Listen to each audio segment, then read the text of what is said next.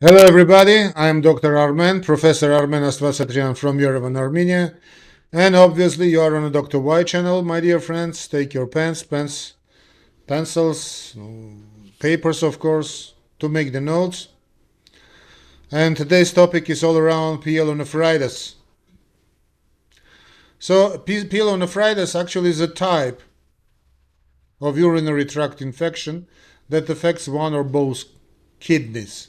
So, actually, urinary tract infection plus kidney problems, not involved kidneys, it's a pyelonephritis. So if you find question like this, what pyelonephritis in your exams, you answer. So pyelonephritis is a type of urinary tract infection that affects one or both kidneys. It's caused by bacteria that enter the kidney through the urinary tract, such as the bladder of the urethra. Pyelonephritis is more common in women than in men anatomically. It's a serious condition that can lead to kidney damage if left untreated. Symptoms are high fever, pain, nausea, painful urination, urgent or frequent urination, cloudy or foul-smelling urine, for fatigue or weakness.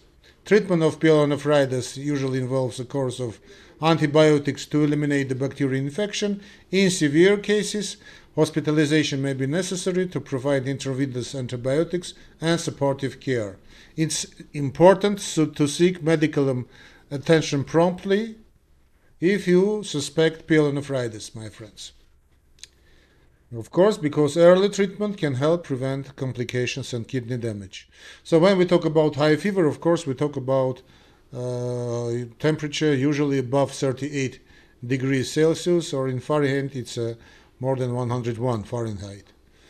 When we talk about pain, pain is actually in the lower back or side. Nausea, sometimes with vomiting, painful urination, yes. So urgent or frequent urination, we said, and cloudy or foul-smelling urine.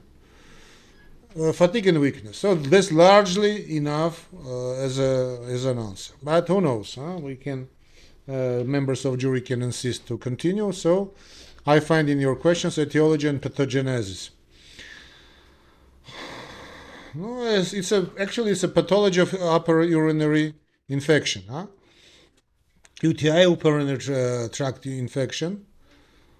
The etiology is a primary bacterial infection, which the most common causative organisms be like Escherichia coli, Proteus, Klebsiella, and Pseudomonas. These bacteria can enter the urinary tract through the urethra and bladder and migrate upward into the kidneys, where they infect the renal parenchyma and cause inflammation. The pathogenesis of pyelonephritis involves a series of events that lead to kidney damage and dysfunction.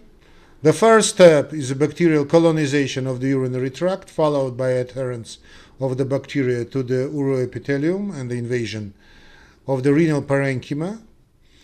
Once inside the kidneys, the bacteria trigger an inflammatory response, which leads to the accumulation of immune cells and cytokines, as well as the formation of pus and abscesses. The inflammation and tissue damage caused by pus, that's why it's pyelonephritis, it's a pus infection.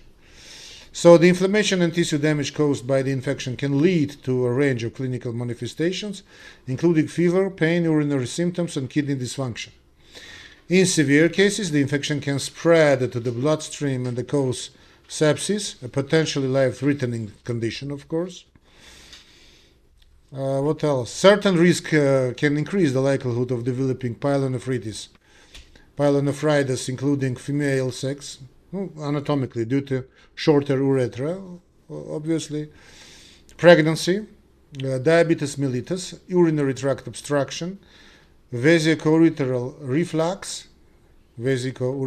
reflux, and kidney stones, immune suppression. Overall, the etiology and pathogenesis of pyelonephritis are quite complex and involve multiple factors, including bacterial virulence, host susceptibility, and environmental factors.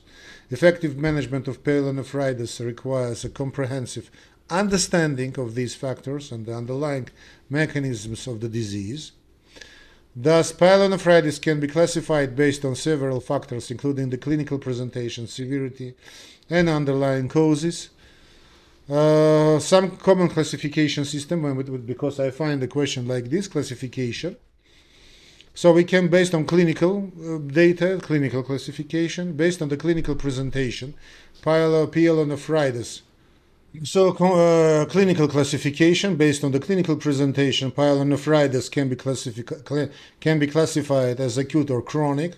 Acute pyelonephritis is a sudden onset of symptoms such as fever, flank pain, and urinary symptoms.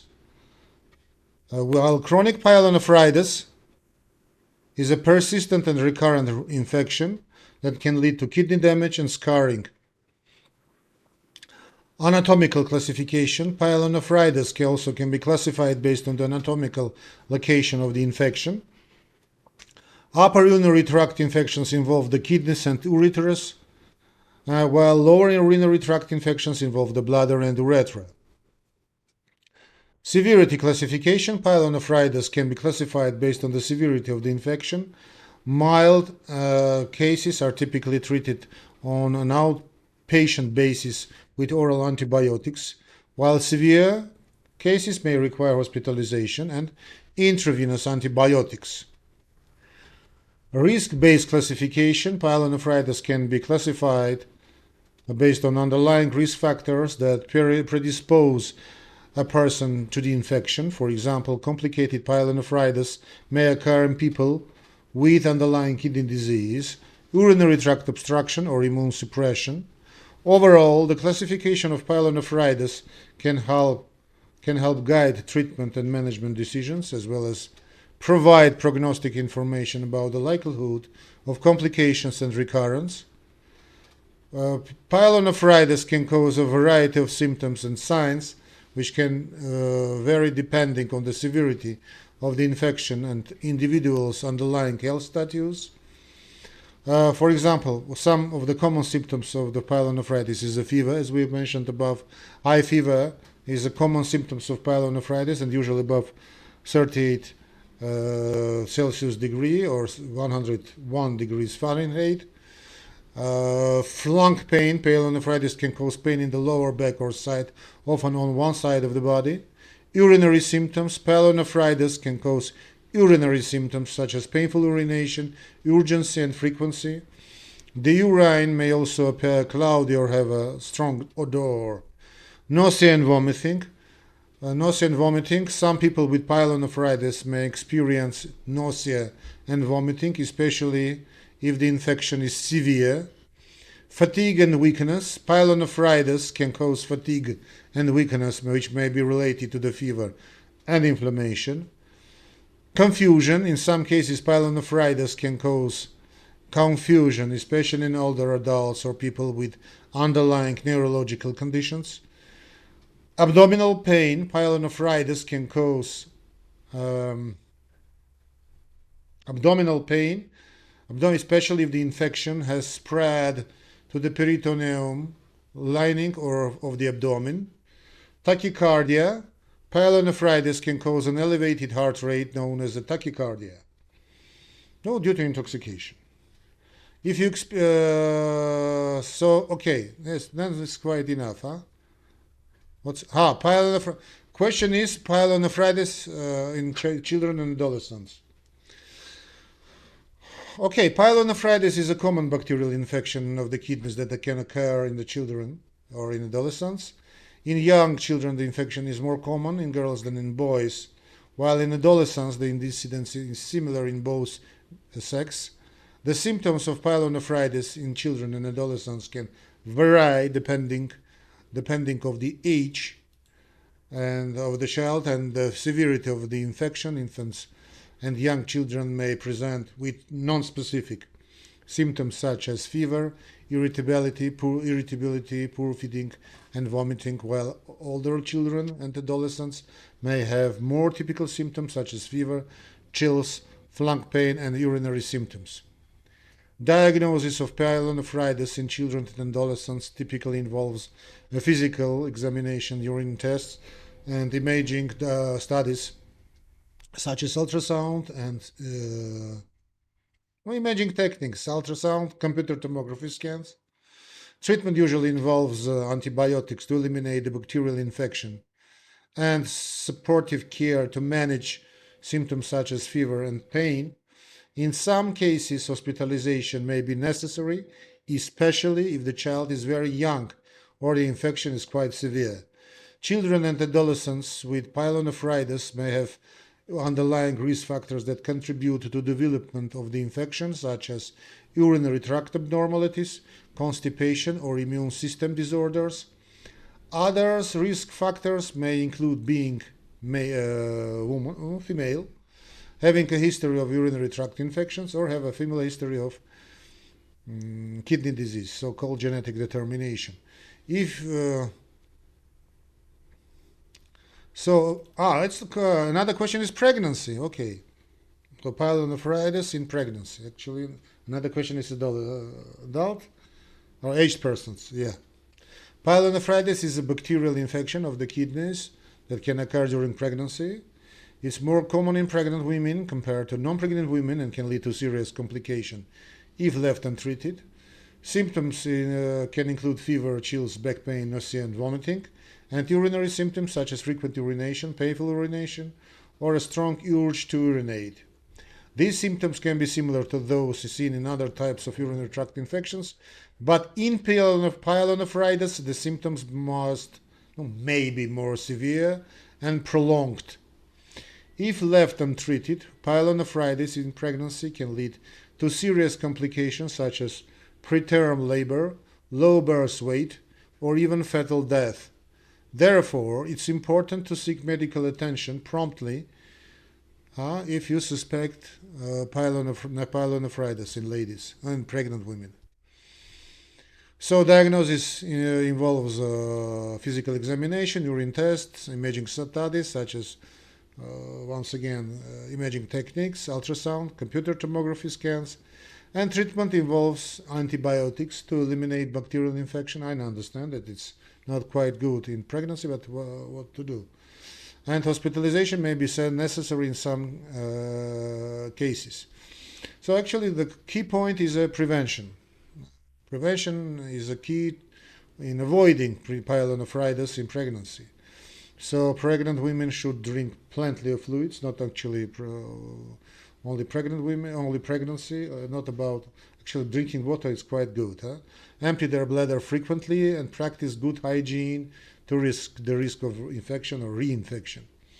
Additionally, women with a history of recurrent urinary tract infections who have structural abnormalities, it happened, of the urinary tract may require prophylactic antibiotics just in case during pregnancy to prevent the development of pyelonephritis. I know this is questionable, but anyway. So the answer is like this. And actually aged persons, yeah. Next question is aged persons. Older adults are at increased risk for pyelonephritis due to age-related changes in the urinary system, such as decrease in bladder function and the higher incidence of underlying medical conditions. The symptoms of pyelonephritis in older adults can vary depending on the severity of the infection and the underlying health of the individual. Common symptoms include fever, chills, nausea and vomiting, back or flank pain, and urinary symptoms such as frequent urination, painful urination, or strong urge to urinate. Older adults with pyelonephritis may have underlying risk factors that contribute to development of the infection, such as diabetes, urinary tract abnormalities, or weakened immune system. Other risk factors may include a history of recurrent urinary tract infections, urinary incontinence, or the use of certain medications that affect urinary function. Diagnosis of pyelonephritis in older adults typically involves a physical examination, urine tests, and imaging techniques, ultrasound or computer tomography. And treatment usually involves antibiotics to eliminate the bacterial infection and supportive care to manage symptoms such as fever and pain. Hospitalization may be necessary in some cases, especially if the individual is frail or has underlying medical conditions. Prevention is key in avoiding pyelonephritis or in older adults. Prevention. Maintaining good hydration, practicing good hygiene, and managing underlying medical conditions can help reduce the risk of infection. Additionally, older adults may benefit from prophylactic antibiotics if they have a history of recurrent urinary tract infections.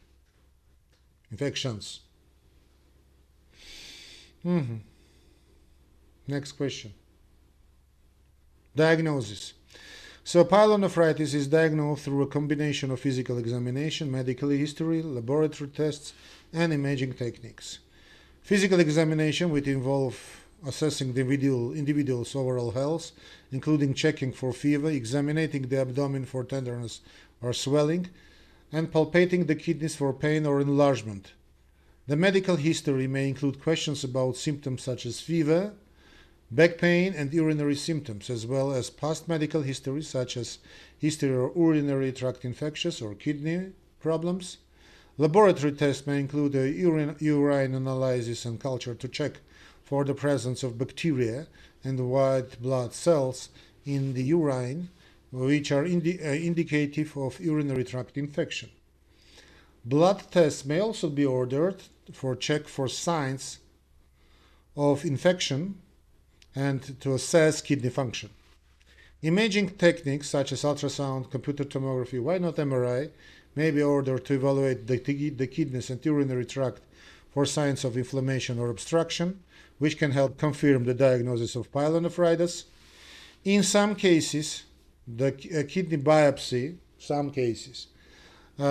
may be necessary to help confirm the diagnosis, especially if there is uncertainty about the cause of kidney inflammation.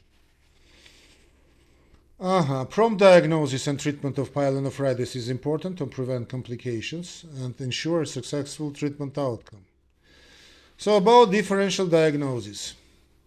So yes, actually pyelonephritis can sometimes be difficult to distinguish from other conditions with similar symptoms. Urinary tract infections, actually this is a part of urinary tract infection, but with the kidneys. It's a common condition that causes similar symptoms to pyelonephritis. However, this infection only involves the bladder or urethra, whereas pyelonephritis involves the kidneys, sometimes both. Kidney stones can cause flank pain and urinary symptoms that are similar to pyelonephritis. However, kidney stones are not usually associated with fever or other signs of infection. Very questionable. Very questionable because actually kidney stones actually goes with infection. But anyway, renal colic. Renal colic is a condition caused by a blockage in the urinary tract that causes severe pain and discomfort. While it can cause similar symptoms to pyelonephritis, it's not typically associated with fever and other signs of infection. Glomerulonephritis is a condition in which the kidneys become inflamed, which can cause similar symptoms to pyelonephritis. However, glomerulonephritis is not typically caused, actually it's an autoimmune disorder or a complication of a viral infection rather than a bacterial infection. Appendicitis. Appendicitis is a condition in which the appendix becomes inflamed, causing abdominal pain and fever. The pain in appendicitis is typically located in the lower right quadrant of the abdomen, whereas the pain in pyelonephritis is usually in the flank area. Pyelonephritis is usually treated with a course of antibiotics to kill the bacteria causing the infection. That's why we used antibiotics. The type of antibiotic and length of treatment depend on the severity of the infection, the individual's overall health, and the type of bacteria causing the infection. In addition to antibiotic supportive care such as rest, staying hydrated, and managing pain or fever may also be recommended. Pain relievers, why not, such as acetaminophen or ibuprofen, can help relieve discomfort and reduce fever. And complication and prevention, I suppose. So complications of pyelonephritis include sepsis, a very severe infection that can lead to organ failure, shock, and even death. Secondly, kidney damage, pyelonephritis, can cause damage to the kidneys, leading to the reduced kidney function and even kidney failure in some cases. Scarring, repeated bouts of pyelonephritis can cause scarring of the kidneys, which can lead to chronic kidney disease. Septicemia, bacteria from the infection can spread to bloodstream, leading to sepsis. To septicemia and sepsis. Abscess, pyelonephritis can lead to the formation of abscesses in the kidneys, which can cause pain, fever, and other symptoms. And finally, prevention. Prevention of pyelonephritis include hydration. During plenty of fluid can help flush bacteria out of the urinary tract and prevent infections. Good hygiene, wiping from the front to back after using from front to back, huh? Not for ladies, of course. Using the toilet can help prevent the spread of bacteria from the anus to the urethra. Urinary, urinating after intercourse. Means urinating after sexual activity can flush bacteria out of the urinary tract and reduce the risk of infections. Good advice, actually. The question is to stand up from the bed. Huh? Treating underlying conditions, of course. For example, diabetes, kidney stones, or enlarged prostate can help reduce the risk of developing urinary tract infections, but diabetes is quite important. And finally, antibiotics. Taking antibiotics as prescribed by a healthcare provider can help prevent the recurrence of urinary tract infections. That's quite enough about pyelonephritis, my friend. Thanks for your attention. Don't forget to follow and subscribe our channel. See you in another channel. Another channel, sorry. In another lectures, of course. Bye-bye and God bless you. See you.